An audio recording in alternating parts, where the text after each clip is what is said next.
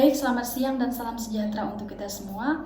Kami dari kelompok 1, di sini kami akan menjelaskan studi kasus dalam ilmu ekonomi di seluruh dunia. Sebelumnya, perkenalkan nama saya Yulianti Guniti. Nama saya Dinda Jolina. Saya Sujitri. Saya Elsa Apelia. Saya Listiana Mutiara Esi. Di sini kami mengambil 3 studi kasus. Yang pertama, inflasi dan tantangan politik di Chili. Yang kedua, ekonomi politik dan korupsi di Brasil. Yang ketiga, koordinasi sistem pelayanan kesehatan di Houston atau Texas. Nah, yang pertama yaitu inflasi dan tantangan politik di Chili akan dijelaskan oleh rekan saya.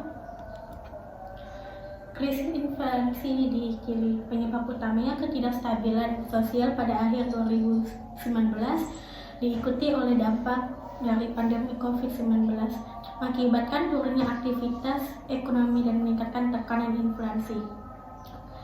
Likuiditas meningkat, penarikan dana pensiun secara besar-besaran pada tahun 2020 sampai 2021 menciptakan peningkatan likuiditas yang signifikan di pasar, mempengaruhi kenaikan harga barang dan jasa.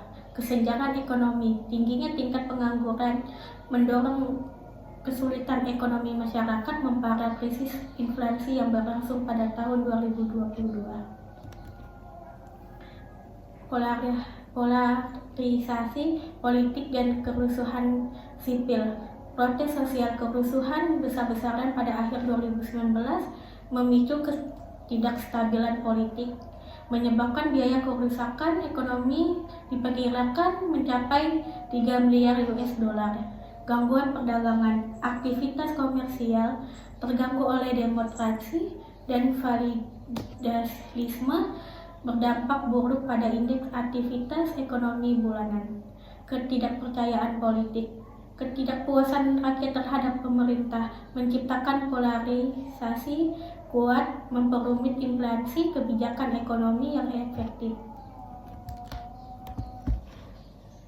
Respon kebijakan terhadap tantangan ekonomi, penarikan dana pensiun. Pemerintah beberapa kali pencairan dana pensiun untuk membantu masyarakat mengatasi kondisi ekonomi sulit.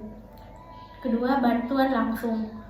Transfer uang tunai dan bantuan ekonomi berbentuk subsidi kepada rumah tangga dan bisnis menjadi kebijakan utama untuk menopang perekonomian. Ketiga, kebijakan moneter. Pemerintah menerapkan langkah-langkah penyesuaian untuk mengurangi tekanan inflasi, namun hasilnya terbatas kepada stabilitas hasil jangka pendek. Studi kasus yang kedua yaitu ekonomi politik dan korupsi di Brasil. Sejarah ekonomi dan ketidaksetaraan. Warisan kolonial. Sistem kolonial berbasis ekonomi perkebunan dan perbudakan, meninggalkan distribusi kekayaan yang sangat tidak merata dan ketergantungan pada ekspor primer. Distribusi lahan. Ketidaksetaraan dalam kepemilikan lahan menyebabkan ketimpangan sosial ekonomi yang berlangsung lama, dengan sebagian besar lahan dikuasai oleh segelintir elit. Ketiga, urbanisasi dan kesenjangan. Percepatan urbanisasi tanpa perencanaan yang memadai memperburuk kemiskinan perkotaan dan menciptakan kawasan kumuh dengan akses terbatas terhadap layanan. Operasi cuci mobil. 1. Skandal korupsi. Operasi cuci mobil mengungkap alienasi antara politikus dan perusahaan besar termasuk Petrobis yang menyebabkan kerugian besar bagi ekonomi nasional.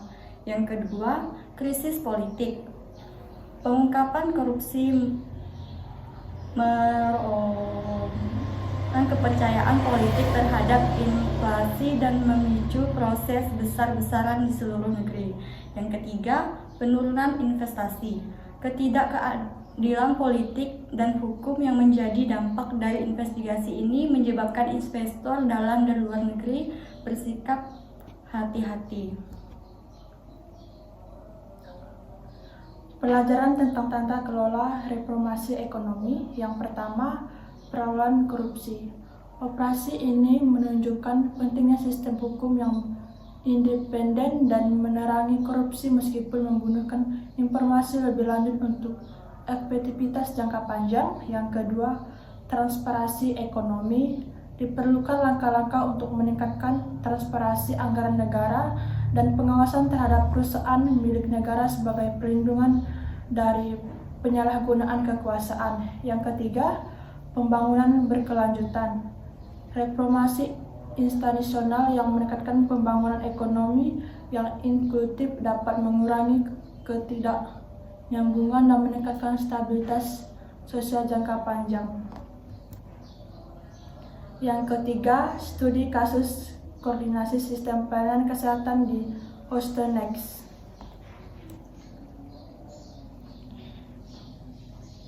Pusat intervensi perawatan pasien.